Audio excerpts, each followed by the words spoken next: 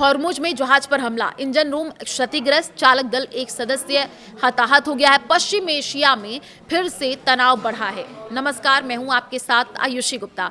देखिए, हॉर्मुज जलदमरू मध्य से होकर के निकल रहे एक जहाज को मंगलवार तड़के अज्ञात प्रोजेक्टाइल ने निशाना बनाया है। ब्रिटिश सेना के यूके मैरीटाइम ट्रेड ऑपरेशंस यानी यूकेएमटीओ केंद्र के अनुसार हमले में जहाज के इंजन रूम को नुकसान पहुंचा है। चालक दल का एक सदस्य हताहत हो गया है। हमले की तत्काल किसी संगठन या देश ने जिम्मेदारी नहीं ली है। घटना ने एक बार फिर इस महत्वपूर्ण समुद्री मार्गों के जहाजों की आवाजाही को लेकर के सुरक्षा चिंता बढ़ा दी है। क्या जहाज पर हमले में किसी की मौत हुई है? सवाल ये है। यूकेएमटीओ ने जहाज या उसके माल से जुड़ी कोई जानकारी सार्वजनिक नहीं की है। यह भी तत्काल स्पष्ट नहीं हो सका कि चालक दल का सदस्य हमले में मारा गया है या घायल हुआ है। एजेंसी ने बताया कि ओमान का तटरक्षक बल जहाज के अन्य चालक दल के सदस्यों की मदद कर रहा है। घटना की जांच शुरू कर दी गई है। हालांकि अभी तक इस घटना के कारण समुद्र में किसी भी तरीके के पर्यावरणीय नुकसान की सूचना नहीं मिली है। क्यों अहम हुई है हॉर्मुज जलदमरू मध्य? सवाल ये है।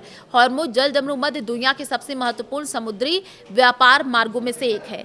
युद्ध से पहले दुनिया के कुल कारोबार वाले तेल का करीब 5वां हिस्सा इस मार्ग से होकर के गुजरता था।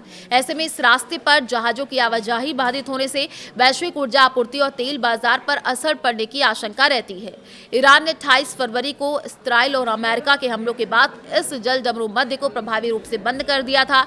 अमेरिका भी फिलहाल इस मार्ग से ईरानी जहाजों की आवाजाही को रोकने के लिए नाकेबंदी कर रहा है। क्या ईरान और ओमान के बीच बातचीत हो रही है? सवाल ये है। अमेरिका और ईरान के बीच बातचीत फिलहाल ठप पड़ी है। इसी बीच ईरान ओमान के साथ अलग से हॉर्मुज जलदमरू मध्य से गुजरने वाले जहाजों के प्रबंधन को लेकर के बातचीत कर रहा है। ईरान ने सोमवार को कहा था कि दोनों पक्ष एक संयुक्त बयान जारी करने की योजना के अंतिम विवरण पर काम कर रहे हैं। इस बीच अमेरिकी राष्ट्रपति डोनाल्ड ट्रंप की ओर से ओमान को लेकर के कथित तौर पर तीखी प्रतिक्रिया भी सामने आई है।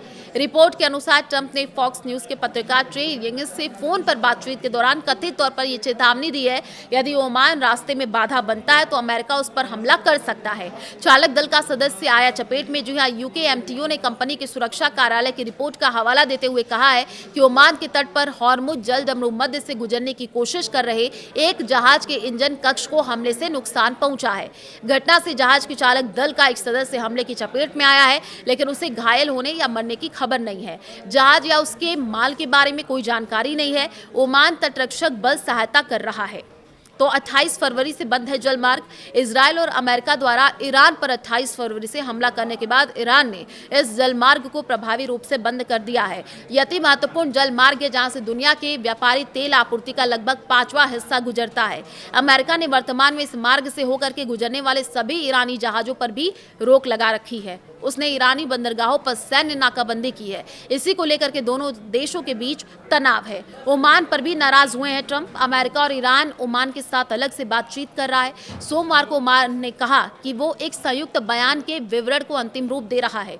अमेरिकी राष्ट्रपति डोनाल्ड ट्रंप ने इस पर तीखी प्रतिक्रिया व्यक्त की है। कहा कि अगर ओमान बाधा डालता है तो अमेरिका उस पर बमबारी करेगा। ट्रंप का कहना है कि अमेरिका ईरान से खत्म हो चुके समझौते ज्ञापन के विस्तार की मांग नहीं कर रहा। तेहरान को आत्मसमर्पण करना चाहिए।